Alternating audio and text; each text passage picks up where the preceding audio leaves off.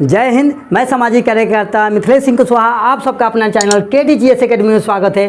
दोस्तों, जैसे में आप जानते हैं कि मैं आजकल आपको इतिहास पढ़ा रहा हूँ और इतिहास में मैं प्राचीन भारत पढ़ा रहा हूँ और प्राचीन भारत का एक एक वीडियो विस्तार से दे रहा हूँ, साथ ही साथ आपको PDF भी दे रहा हूँ। तो मेरे दोस्त, दिक्कत क्या है, आपको कहीं जाने की ज़रूरत नहीं है, आप मेरे साथ बने रहिए। यदि मेरे चैनल पर नए होंगे तो आप पुराने वीडियो को देख सकते हैं। मैंने आपको पढ़ाया था इतिहास। इतिहास का पिता किसे कहते हैं, तो हेरोडोटस को। इसके बारे में विस्तार से बताया हूँ। इतिहास को कितने भागों में बांटा गया है, तो मेरे दोस्त 3 भागों में, प्राक, आदि और ऐतिहासिक काल। मैंने आपको पढ़ाना शुरू किया था प्राक इतिहास में, और प्राक इतिहास के अंतर्गत में मैंने आपको पाषाण काल बताया था। और पाषाण काल के अंतर्गत में मैंने आपको बताया था पूरा पाषाण काल, मध्य पाषाण काल, नव पाषाण काल और ताम्र पाषाण काल। आज मुझे बताना है मेरे दोस्त, क्या बताना है मेरे दोस्त, ताम्र पाषाण काल बताना है।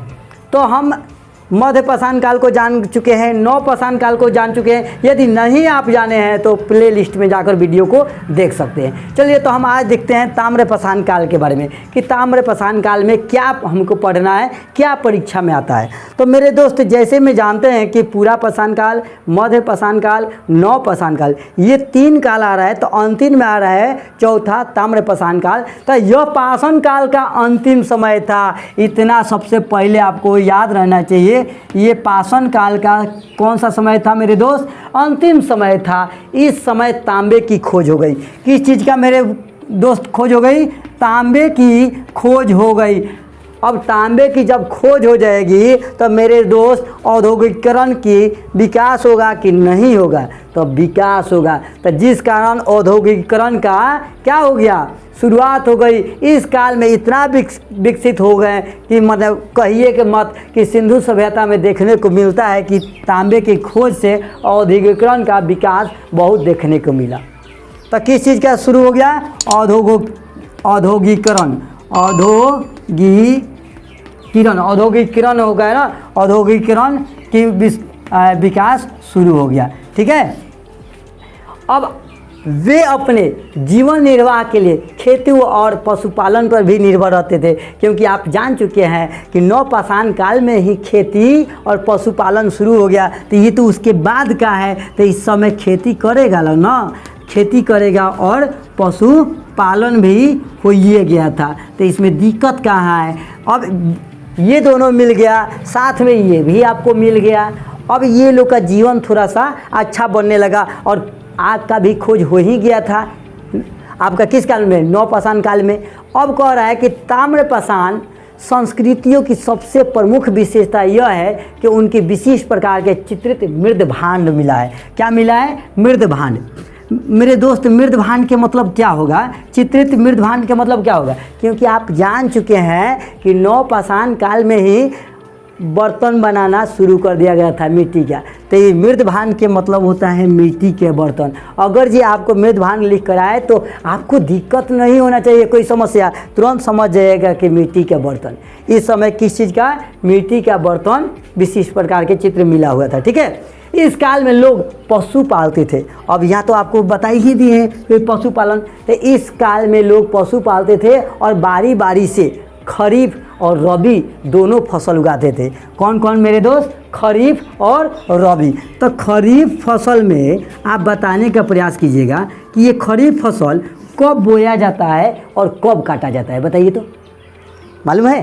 तो आपको मालूम होगा जून और जुलाई में, यानी इस जो समय अभी है तो कौन सा है, अगस्त हो गया, पार हो गया है। तो जून और जुलाई में बोया जाता है। क्या किया जाता है, जून और जुलाई में खरीफ फसल को बोया जाता है और काटा कब जाता है मेरे दोस्त, तो अक्टूबर में इसको काटा जाता है।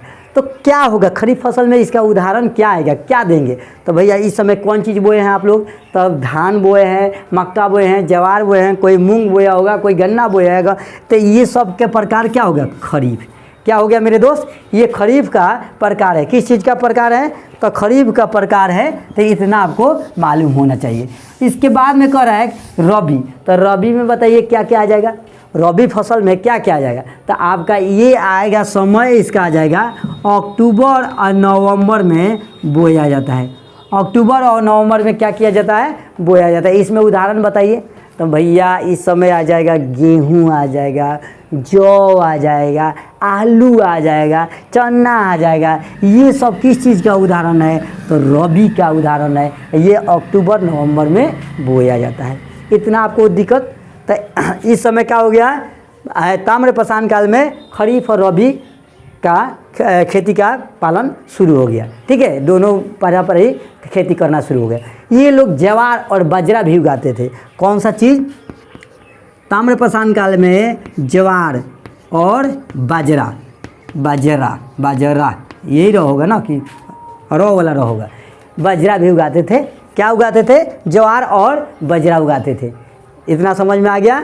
और हरे मटर, मंसूर एवं हरे मटर मंसूर ये दोनों चीज़ बोते थे। कौन कौन, हरे मटर मंसूर और हरे व काले चने की खेती करते थे।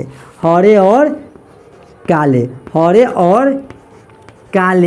चने की खेती करते, यानी चना की खेती करते थे।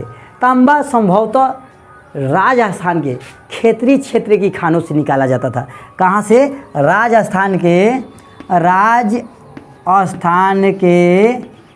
कहाँ से, क्षेत्रीय क्षेत्रों से निकाला जाता था। कहाँ से मेरे दोस्त, क्षेत्रीय क्षेत्रों से निकाला जाता था। क्षेत्रीय क्षेत्रों से निकाला जाता था। क्या निकाला जाता था मेरे दोस्त, क्षेत्रीय क्षेत्रों से तांबा संभवतः कहाँ से निकाला जाता था, राजस्थान के क्षेत्रीय क्षेत्रों से। ठीक है। कंकड़ से चूना तैयार किया जाता था, जो घरों की पुताई और अन्य की धानियाँ की लेपाई आदि के काम आता था। कंकड़ से क्या निकाला जाता था, चूना तैयार किया जाता था मेरे दोस्त। किस काल में, तो ताम्रप्रशांत काल में। ठीक है, ताम्रप्रशांत काल, ये युग जो था अग्नि पूजा का व्यापक रूप से प्रचार किया था। अग्नि पूजा का व्यापक रूप से प्रचार था। उनके ताम्रप्रशांत स्थलों की खुदाई के दौरान अग्नि कुंड बड़ी संख्या में मिले। अब क्या होगा कि अग्नि जो कुंड है, जहाँ तक खुदाई शुरू हुआ था, तो अग्नि कुंड बहुत बड़ी मात्रा में मिलने लगा। तो इससे पता चला कि ताम्रप्रशांत काल में आग का पूजा, माने अग्नि का पूजा हुआ करता था। ठीक है, तो इतना आपको याद होना चाहिए। ताम्रप्रशांत काल में आप देखिएगा, कोई कोचिंग वाला इतना नहीं पढ़ाता होगा। ठीक है, मैं आपको बहुत अधिक से अधिक देने का प्रयास कर रहा हूँ। यदि आप ऑफलाइन क्लास में पढ़ते रहते तो मैं और अधिक देता हूँ। ठीक है, तो ये ऑनलाइन क्लास है, ज़्यादा से ज़्यादा दूंगा तो आप भी बोरिंग होने लगेंगे। लेकिन ये सब मुख्य है मेरे दोस्त, क्योंकि अब एग्ज़ाम दिन पर दिन हार्ड होते जा रहा है। जब भी आप बिहार पुलिस के या कोई भी एग्ज़ाम देने जाते हैं तो कहते हैं पता नहीं सिलेबस से कहाँ से पूछ दिया। तो मेरे दोस्त, प्राचीन भारत जो है इतनी पतला थोड़े है। आप लोग इतना पतला कॉपी में लिख लेते होंगे, इससे भी पतला कॉपी में आपका ख़त्म हो जाएगा। नहीं मेरे दोस्त, जब हम लोग ग्रेजुएशन कर रहे थे तो इतना मोटा किताब हम लोग पढ़े हैं। आपसे कहीं से उठा कर डाल देगा तो आप कहेंगे सिलेबस से नहीं पूछा है। अरे आप ऊपर पढ़े हैं, ये जानिए। ठीक है, तो हम आपको विस्तार से पढ़ाने का प्रयास करूँगा। आपको अच्छा लगेगा ज़रूर शेयर कीजिएगा एक दूसरे को, और सब्सक्राइब भी कीजिएगा। ठीक है, जय हिंद।